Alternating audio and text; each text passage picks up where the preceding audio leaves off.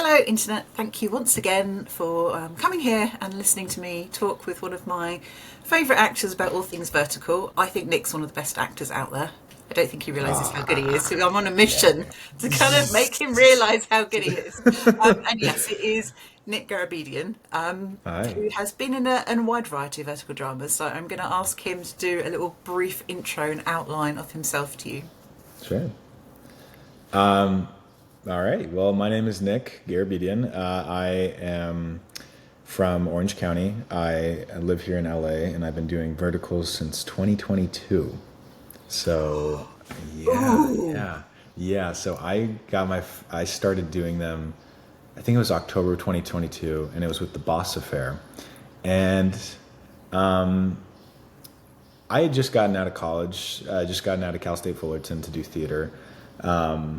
I had a kind of a rough time in college because it was a mixed bag of it was COVID, and then there was some issues with just the way I thought they ran the program, and so I was like, all right, well, what am I going to do? I applied to a bunch of commercials, applied to a bunch of different projects, short films, and everything, and it was cool. It was like I was making not a livable income, but I was making money each month that I was like, oh, okay, so I can maybe acting can be part of my I can do restaurant gigs and then I can do acting. So it was really cool. And then I came across this one project. There's this one producer named Lays, and he was trying to cast for. There was a different one called, I think it was like something about a secret CEO, and then I didn't understand it, so I just turned it down. And then he came back to me again for the Boss Affair, which I think was called Boss Man at the time, and it was based on a story, like a actual book. And I thought, okay, this is interesting. I guess I'll play a CEO at 23 years old. And I just kind of went with it. And at the time, it was I was like, this is good money. It's a good story. I get to act. I met Emily doing that, and I think she had done one before. And I really didn't think anyone would watch any of these, to be honest. I thought, oh, this is just too cheesy, and I thought that the story was, watching it vertically, I just didn't think anyone would have the patience to do that. I thought everyone wanted to watch things horizontally, and so that was kind of interesting, because the few months after we shot, I was like, okay, well, never gonna see that again. And then a few months later, like I'm getting messages online on Instagram. Some of them were a little out there, but people really liked it, and I think it got like 30 million views by the time I checked, and I was like blown away. And then after that, everyone that like all of LA, like they kept making them and making them and making them, and so the money got better for them, and the projects started to change a little bit, and I just kept doing them because I thought, well, if this is what people want, and if this is steady work, might as well, And so since 2022, I've been doing the verticals, and I have loads of stories and loads of experience from them, and yeah, it's been a time. So just going back to growing up in Orange County, were there any other sort of paths you could have taken? Or was it always that I want to do something around acting? And then also, if it's adjacent question, what is it about acting that you love? Okay. Yeah, so I've wanted to be an actor since I was 6 years old. It's been the only thing that I was like, okay, I want to do this. And I think, was there another path? I always kind of came up with different ideas of paths, but nothing really like stuck to me like acting did. And it's one of those things. I don't think a lot of actors know why they want to do acting. I think it's just inherent. They just want to do it. And it's just something that you feel, and it's just in you. And whether it's getting the satisfaction of like people seeing you, or putting some sort of catharsis from acting, I don't really know. I think it's just a way to. It's like, why does a painter paint? They just express, like to express. And there really wasn't another path for me, because my parents were in full support of this, which I'm so blessed by. My parents, my family, friends, they all pushed me to stay on this path. And I studied it in college, and made sure that I just kept going with it. And growing up in Orange County, it was a suburban area. And so, I didn't travel to LA that much, but it was like a 2-hour drive. And I could have probably seen some theater shows or done some, minor acting jobs here and there. But I didn't really start to get into like professional, like paid gigs until after college. Do you remember what your first paid job was? Yes. Oh my God. It was a soap. Soap, was it? Yeah, I think it was a soap commercial. I did 2 soap commercials. They were like social media gigs. One was Dr. Squatch, which I did with a girlfriend at the time, and then another one was it's like a soap for men. And I remember being shirtless and having to rub it. It was a face soap. That's right. It was a face soap, and it was like charcoaly.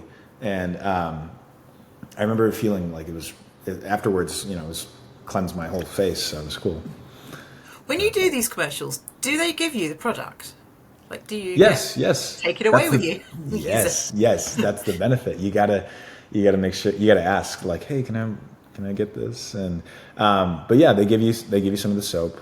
Sometimes if it's like a really expensive product, they can't. But yeah, they give you some of that. I'm thinking if it's good soap, that's just a nice practical thing to take home with you. Right? Isn't it? Yeah. Got a few months, I suppose. Yeah.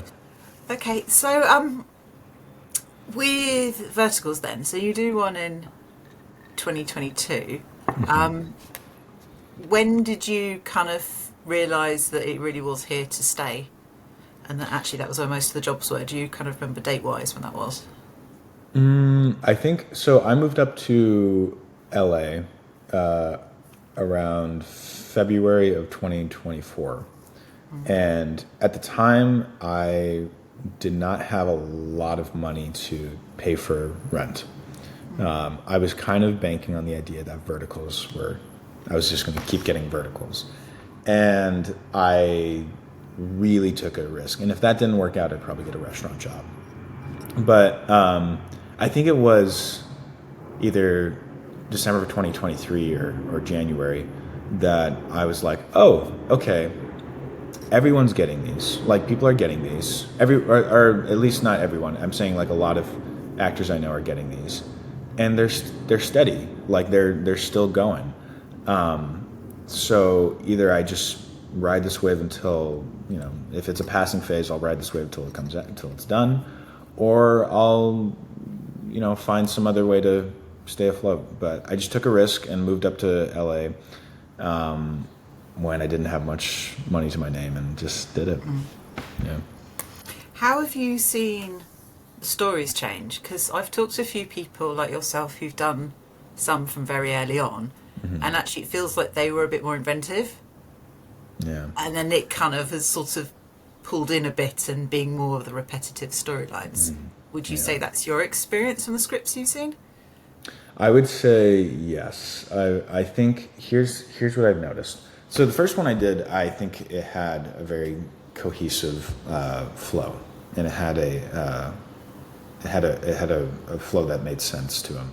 And then somewhere along the way, I think it became very, what do I say here? Here's the thing.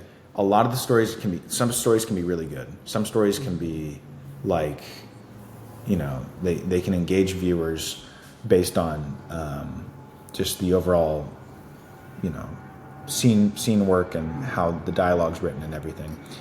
And then sometimes I think what happens is someone will do a story from like Real Short or Drama Box, and it will do really well. And then another company wants to replicate that and make a similar story, and then it takes bits and pieces from that story and then just tries to replicate it, and then it loses kind of the love of it. It loses a lot. So what I'm seeing is like almost like an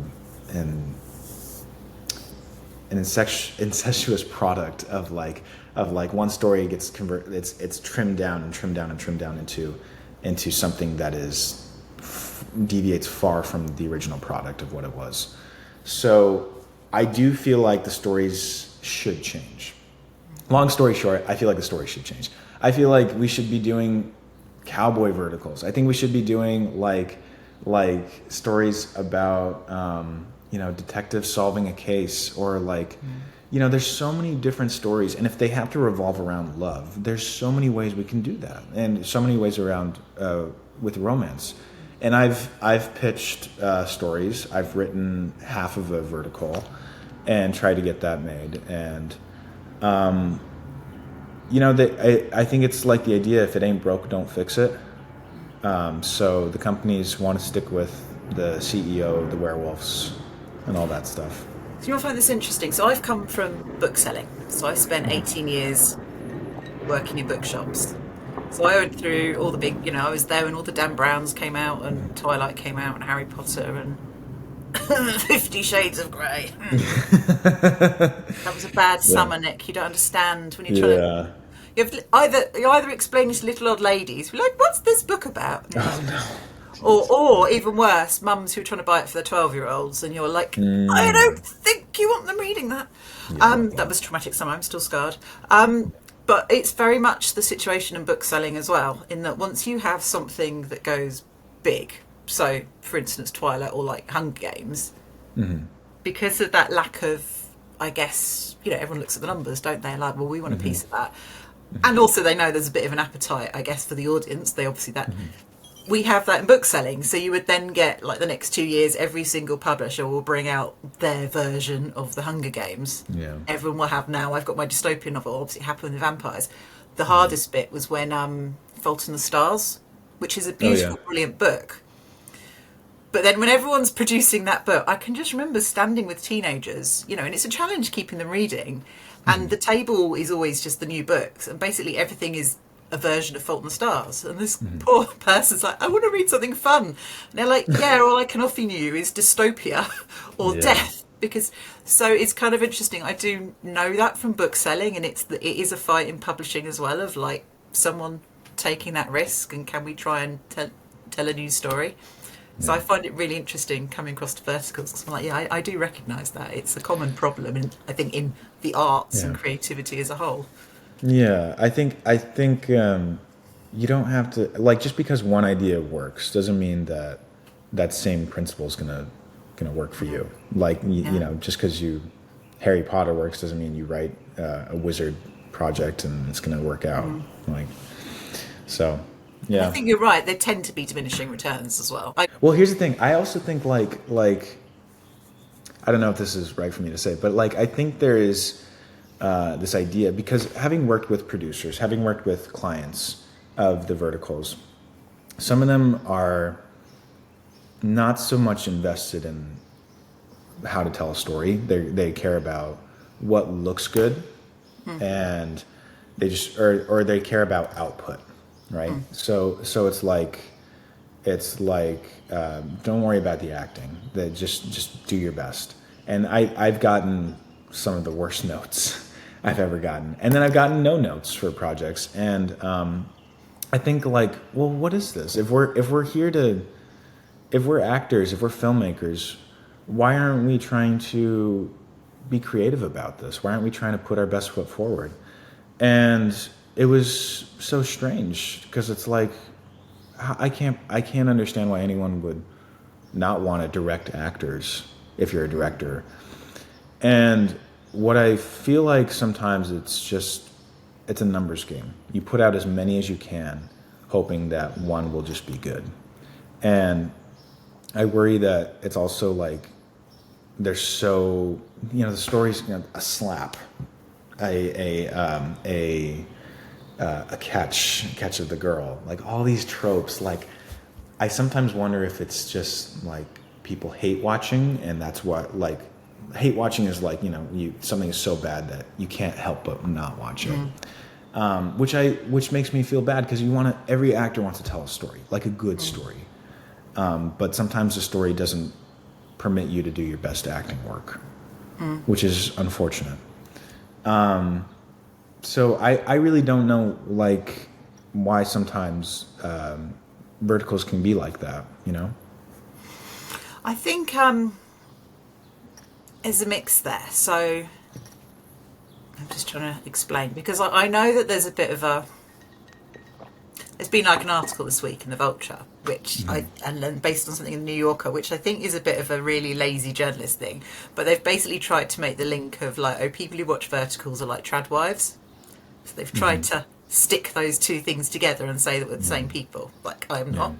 And I know that I confuse people when I've talked to like journalists from China and stuff, because their data is, you live in the middle of America and you do a menial job.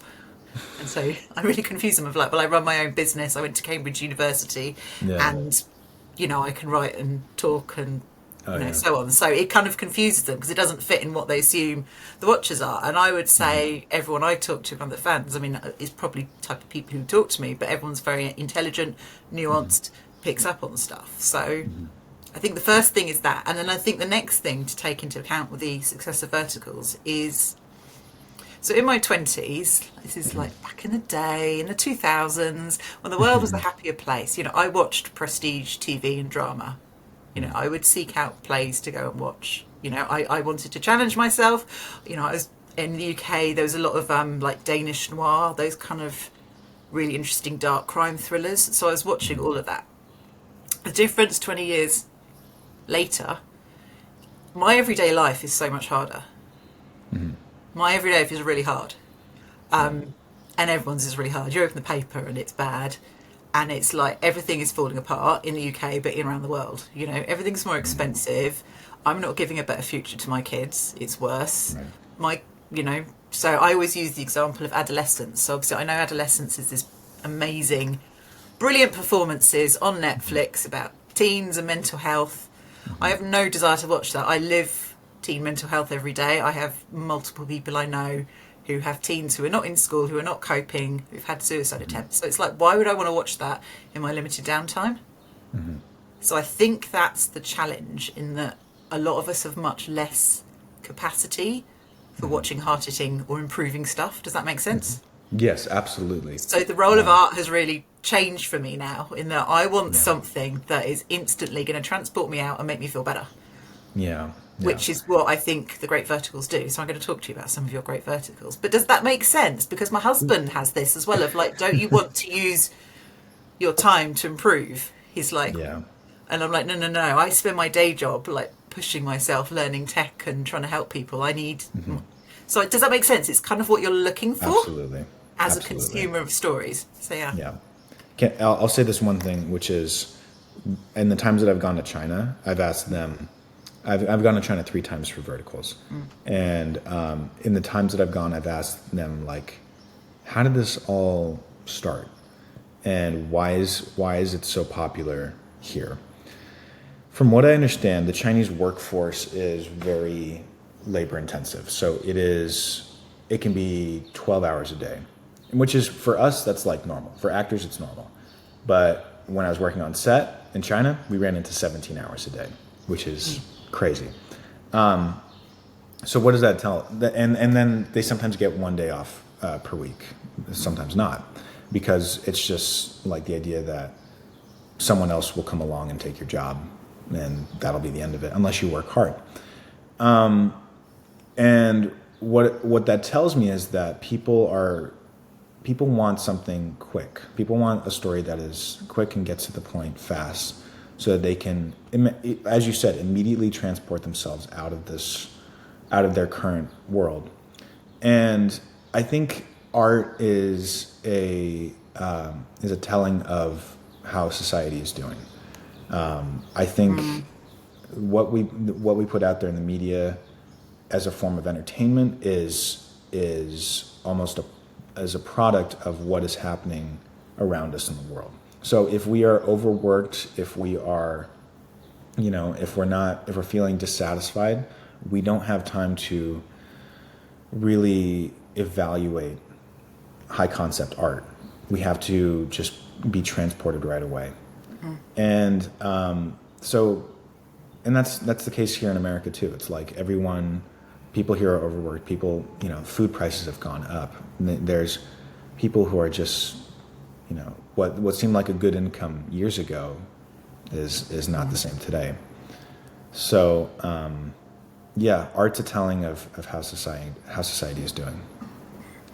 And then this is the thing, then there's the joy. When you do find a great vertical, as I have with some of yours, they're just the most amazing thing. And then I think it's even more amazing knowing that you've created something that good in that short space of time. So I really want to talk about Free My Heart. And I think actually that's when we first spoke on Instagram, because I think you mentioned it to me. It's so good and was really deservedly on the shortlist for the script of the year and the awards that I did. Oh, thank you. It's so good. And again, it's different because your character is a CEO but has a journey, which I've talked about with other actors, that often all they do is one note as the CEO, whereas there's a whole journey there. And obviously, I mean, Sophia DeLucia, who I think is probably one of the most talented actresses out there. What are your kind of just memories of that project? So and anything you want to share about it, basically? So many. The same guy who cast me in The Boss Affair told me about the script, and he's like, all right, listen, this is the best vertical script I've seen. And they want you for a supporting character. I was like, okay, I'll do it.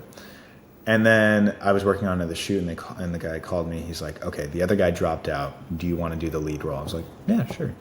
And then I didn't read the script yet, but as I was reading it, it seemed more fun. It seemed more, and when I say fun, like as an actor, fun can mean like high drama. Fun can mean like comedy or slapstick. The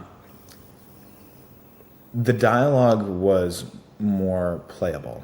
It wasn't anything that was so left field that you couldn't. That was just hard to deliver. There have been lines that I've done in verticals that are just hard to deliver and try to make them sound natural, but sometimes you just can't. And with this one, it was like, yes, there is an arc. There is an arc. There is something you can play with, and it helps when you have a director and you have actors who care. If you surround yourself with people who care, you become better. And I think everyone knows that, but it's just like. Sophia understood the assignment and did great. And when I saw her doing great, I wanted to do great. And there's one scene in particular where she confronts me about learning the name of the password of Fiona. She learns the password to get into the system, and realizes that it's the name of the woman that looks exactly like her. And I remember we took time apart on set, because we wanted to make a really good scene. We thought the drama was there, the beats were there to make a really good scene. Despite what we've had experience in other verticals where that was never the case, we really wanted to separate ourselves and do that. She was listening to music. I was doing my own process. We came in, we did the scene, we tried to figure out the blocking of it, and we let it flow. And I remember after our director called cut, I remember just like sitting there and just was like, just feeling satisfied, but also living in that process, those circumstances that I set for myself. And I was like, this is good. This feels good. And it's that point of getting to of being an actor where you can do a scene and feel like this is the satisfaction that I want every time. You're not going to get it every time, but you want that. And there were so many other scenes like that from that project where I got to really explore, really put in my best foot forward. And everyone on set was so cool, so nice, and mixed with a good script, it was just an all-around perfect vertical time. It is. It's just this beautiful gem. The other verticals of yours that I tend to gravitate towards are ones that are, I would say rom-com. Mm-hmm. Because partly that's why I found verticals, because Hollywood doesn't really make them, and if they do, they're not necessarily good. And I just think we need more comedy in life. So I really enjoyed Once Upon a Divorce, Double Life of Lady Anna, but I want to talk more about Enemies of Benefits, partly because I've watched it more recently, so I can remember more. So first of all, what was it like? Because obviously I hadn't twigged, but you'd worked with, is it Amelia or Emily? Emily. You'd obviously worked with her back in 2022. What is it like, reuniting like 3 years or 2.5 years down the line? Oh, it's fun. She and I, we bicker on set. She's very witty. She's very smart. So, and she takes no shit from anyone. So it's fun to, like, we get under each other's skin, but it's all in good fun. So she's fun to be around on set. And, I think, that project, Enemies with Benefits, I very much enjoyed as well. Like, that's one of the scripts where it's like, okay, yes, it is a vertical. Yes, it has those tropes, but the director, her name was Paige, was American, and there's a difference in working with American directors versus Chinese directors, and it all stems from culture and what you've learned from living in America versus living in China, and how to direct actors and what you want out of the project. So working with Paige as a director was excellent. We all had fun on set. Like, at the end of the day, having fun is hugely important. Paige made sure that we were, that we were all doing our best work, and that we were enjoying it. Because I remember Paige came from doing, I don't know if I can say, but like some really high quality stuff, and working with what can I say? I don't want to tell her talk about or just expose her career or anything if she doesn't want me to. But she did some bigger projects in the past, and with Emily, like, she had been working at other jobs, and so reuniting there was, we just had that same banter again. And I think that works, because if you have that banter and like wit off screen, it works on screen, and people can tell. And people are able to just be able to, like, oh, these two get it, And it was Enemies with Benefits. I love watching that one. I've watched scenes from that one a few times. And it's a good time. Because I just love the opening. Obviously, there's the opening where, like, but basically, it's really good graffiti on that car. Like, whoever did that in the team, like, it wasn't just like one word. There's a lot written on there. Yeah. And then it's just the best moment where, like, and you know what will happen, and obviously the car window comes down, and then you do, I think, the best glower ever seen. Oh my god! You're just so like, what have you done to my car? And then I love it. That, yeah. And what I love is, because the script does it, is it goes into what would happen in real life. Mm-hmm. Like, right, I'm taking a photo. You're going to hear from my legal team. You're going to pay for this, which I really liked. I just like that detail that it didn't go straight into. But now I will fancy you because you're properly cross, and I really like that about the character, which I think sets up the whole thing. In that obviously the enemies to lovers, it is, you properly are annoyed with each other, rather than it's manufactured, which makes it fantastic. Now, I've been on your website and obviously looked, and you talk about that you get to do, you can do accents. But you didn't get to do the accent. You just got the accent done at you. No, and I would push for that in a heartbeat. Doing some kind of accent. I would love to do an Irish vertical. I mean, I don't look Irish, but I would love to do some sort of vertical where I can do other things. When I went to Cal State Fullerton, we did a class on the International Phonetic Alphabet, which is teaching you how to do accents and how to adopt any accent. And that was my favorite class because I loved doing accents already. Yeah, that would be a dream to do some sort of vertical where I can do a British accent. Or I'm not going to do it for you because I don't I don't want to offend or anything. But doing something other than American. I also really love the scene as well where like Emma's rating Chase's skills, and you're quite low. I think Emily loved that scene. Your face makes me. I think Emily really enjoyed just like tearing me apart. So that was really fun. Yeah. And I also want to talk about you got to work with, obviously, I think this man is drives forward a lot of stories and verticals with his desire to get people married off. So obviously John. John Henry. Yes. Oh, thank John. goodness he turns up, because there are many verticals where he appears and it's like, you're not getting the company, or I'm going to pretend to die. You need to get married, and he's the ultimate matchmaker. What was it like working with John? John is an actor's actor. He is.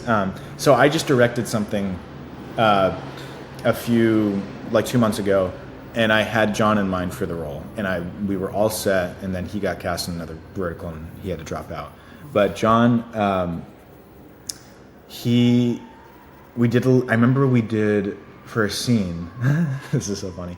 We did a scene right before the scene. We did a little improv to like kind of get the ideas of the characters going, and we're doing a little banter, and then they call action, and we go into our lines. And I think someone on set was like, "Was he arguing with you? Like, that's not okay. If he's arguing with you, that shouldn't be the case." I'm like, no. We were doing improv. We were just like kind of doing the characters. And he's very, I can tell I've seen his reel. I've seen him do an audition. He puts his best foot forward, in my opinion. I think he very much tries and he nails it. I think so. Talking about going forward, what projects have you got coming up, and what would you like to do more of? So I just did one. Oh boy! So I don't have any ones that I'm shooting as of any time soon, but I just did one. I just came back from New York, literally a few days ago. That one's going to be coming out. But and then one I did previously.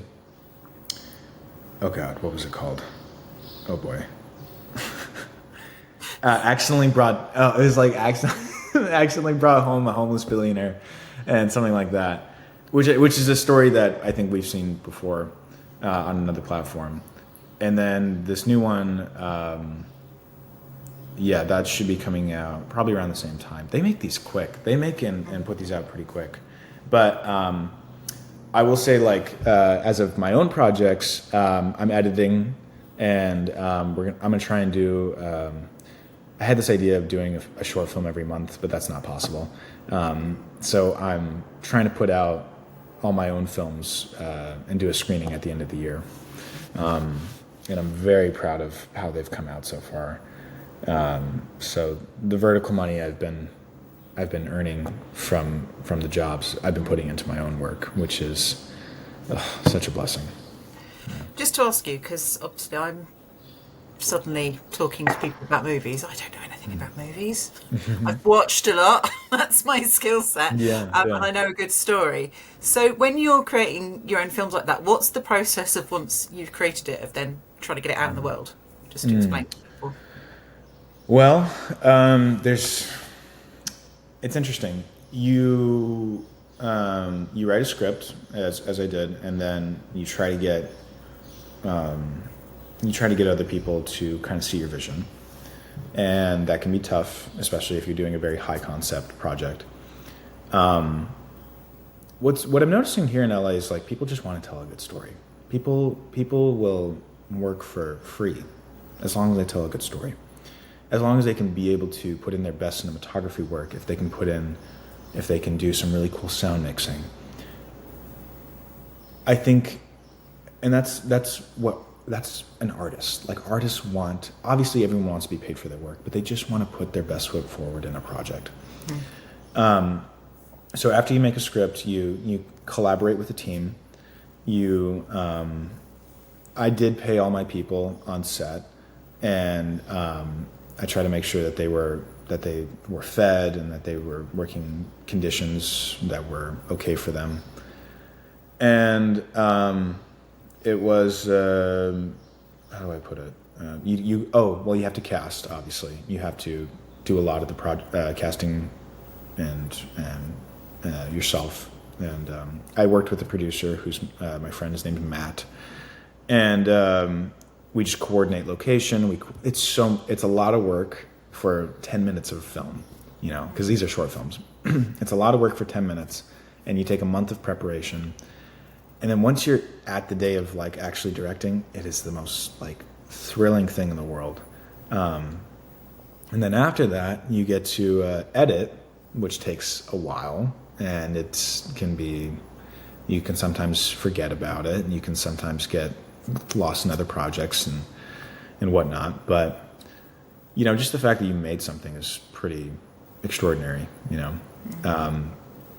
But then it does take it does take money, it does take time, and it does take patience to make films. That is the biggest lessons from it, is just patience. So when you're trying to get it out there, do you make it for YouTube, or are you trying to submit to festivals? Kind of, how does that work? Well, the actually first one, basically getting the audience for it. Yeah. The first one was just for me. Like I put it on my Instagram, but I wore a bald cap because I just wanted to play a lawyer that was. I wanted to play someone it wasn't like a sexy CEO. I just wanted to play someone that was completely. To be fair, different. you nailed that. I'm glad. Thank you. So I wanted to play something that was complete opposite of me. And that was great. That was a lot of fun. And I just wanted that for my reel. But now we're in talks of like putting it in festivals. And this other one I did was about a kid with man boobs going to see two therapists and exposing their insecurities. And that was a lot of fun. And we're talking about festivals, but honestly, at the end of the day, these are scripts that I've had, that I wrote, and I'm just happy that I made them. And if they go nowhere, I at least have them, and I can put them on a TV, and they're for me. So would it be accurate in saying that the joy for you is the process of making? That's the joy. I think so, especially on the day of the project. When I get to sit there and either direct or act and direct, it is some of the best days, ever. So. And that's the fulfilling part of it. Yeah. That's amazing. So just finishing off, just looking. I totally agree that we need more news stories and verticals, because I think if we stay with the same ones, it sort of burns out. It's a fad. It's a novelty, and then everyone moves on to the next bit of whatever the new thing is. I do think you would make a very good police detective. Oh, you can do dishevelled, and I reckon you could do. He's got a dark background and is all troubled and things. So but the thing with, if you did police or mystery, it hits the beats, doesn't it? So I think obviously that's one of the things of verticals. We do want the pace, but what better than a mystery for? Would you write one? Is that something you'd maybe look at, or? I think I was writing. I had an idea for one where it's just two detectives that were trying to solve the mystery of a woman's deceased father, and they were slowly falling in love with her, and there was this love triangle thing going. But other than that, I had one. There's on my notes app. There's like seven different stories. One's like a time traveling sword, And Oh. yeah. So okay, all right, here we go. Okay, so my character, he's a blacksmith from the Renaissance era, and he makes a sword, and it travels through time. And the sword tells him that he's going to die soon, so he has to find someone in the future to take on the mantle. So he finds this woman working at a nonprofit, and it has to be someone that is completely without ego or without any sense of, is completely selfless. So he finds this woman, and he trains her how to use the sword and how to protect time. And he tests her. He tests her by saying, like, if you go, she faces a lot of trauma in her life, and he tests her, giving her the sword, and he wants to make sure that she doesn't use the sword for her own selfish needs. And it's very emotional and it's very heartfelt, and he can't use the sword for his own selfish needs. And my character can't use the sword to prevent the death of his son. So that's the burden he has to bear. So with this power is a great burden. But there are people along the timeline that want the sword to rewrite history. And that is why it needs to be protected. So I wrote that. I wrote that as an outline. So good. Yeah, and So good. Yeah, and there's a whole lot of like time travel and period piece. I just don't know how it would, it would take some money too, but it'd be a lot of fun. Don't give up on that, because that sounds brilliant. I think there's Thank options. you. So, Thank you, Jen. Definite Oh my options. And also then you can go to Italy, because obviously you would need to film in Renaissance Italy. Exactly. Yeah. I always think this is really important. There's a fantastic author called Michelle Paver who wrote these children's books, which were they're very good. They were set in sort of prehistoric times, and it was kind of about a sort of boy and the tribe and sort of bonding with animals and animal spirits. But I honestly, she had the best idea, because she travelled. She got this amazing advances to travel, to spend time with the animals. So it's like, I've gone to the Arctic because I need to spend time with the whales for the next book. So I think that's what you need to do. You need that plan of like, right, yes, it's definitely going to be set. There's going to be some of it in Italy, and maybe, I don't know, we could do I think you could do Regency England very well. I definitely need to spend some time in England on someone else's time to just, think it through. I have to, guys, I really got to go to, I'm sorry, but I have to go to Bali for this project. We have to go to, Puerto Rico, like just all these places. Yeah, that's what just we run need up to the do. budget. You need to do what Michelle did, and basically, I have to go here to spend time with the animals. Yeah. Part of my process. So. I love that. I'm going to use that. I'm going to say, like, we got to do it. It's for everyone. Yeah. And can I just finish, because you mentioned that you spent, obviously I went on your website, you spent some time in Dublin. How was time in Ireland? Like, did you enjoy Ireland? Tell me more about Ireland. That was the first time I'd ever been to Europe, and transformative experience. I was 19 at the time, and we studied at Trinity College, some theater stuff. But it wasn't so much like the study of it. It was more just the experience. And I was having kind of like this, not a crisis or anything, but like a like identity shift. I was like, what am I? Like I know I like theater, but that was out of my first year of community college. And Dublin really touched my heart. And so did Galway and all those places. And, you went to Galway? Oh yeah. We went to the Cliffs of Moher. Yeah. Oh really? Mm-hmm. How cool. Yeah. It was the food is amazing. I learned to love Guinness. It was and oh my gosh, all the plays we saw they just inspired me so much so. And I was like, okay, this is real acting. This is what people love to do. And I remember talking with talking with the actors afterwards, and they said, just keep doing it. Don't stop. And, it was one of the best experiences of my life. We went to the Aran Islands, the Cliffs of Moher. And then I learned about the history of Ireland, and fell in love with some playwrights like Oscar Wilde, James Joyce. Who's that one guy? not Dave. He made Banshees of Inisherin. Do you know? Connor. No, it's No. Oh, I should know. I can feel my husband judging me from several rooms away. Oh man. Okay. Well, it'll get to me, but But yeah. yeah, Ireland is right here. Can you just explain to people how amazing the Irish are? Oh my gosh, they are lovely people. They how can I explain it? They have great stories. Sometimes it's hard to understand because the accent can be very thick. But they have a great, and because of their war with the British in the early 1900s, they had a huge identity crisis. And with that time, they kind of relied on art, relied on poetry, and they made some of the most beautiful works of art. I think a lot of it is kind of untouched and well, I mean, it's tough. Like people know about it, but I just don't think it gets a whole lot of the respect it deserves. You know, what's that one play? Waiting for Godot, which is a beautiful little comedy, but also mixed with existential crisis. With that time, you know, tragedy produces great art, which is unfortunate.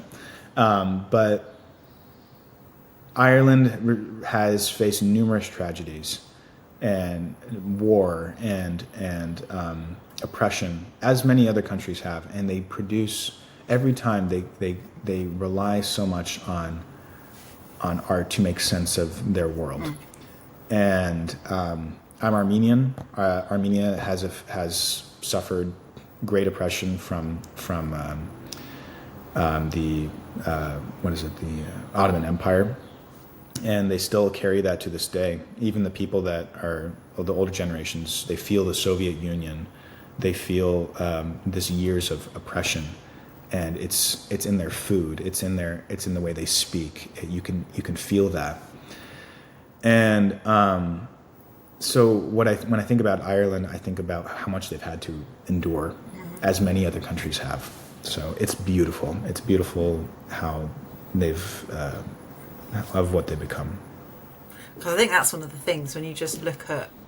I think if someone looks up, like, okay, right, you know, novels, plays, people who've come from Ireland, like your brain will explode because the list is just so many classic, absolutely brilliant writers and authors. Absolutely. So yeah, I just want to say thank you so much. Jen, this is great. Thank you so much. No, let me say thank you to you, because you have really done good work for us as actors, and you've really helped get us out there. And your page, I don't know what you may think of it, but you've really helped the vertical world a lot. So thank you, honestly. I've gone English now. I can't cope with compliments. Yeah, honestly though, thank you for your time. It's just been the best conversation. I really, really appreciate it. So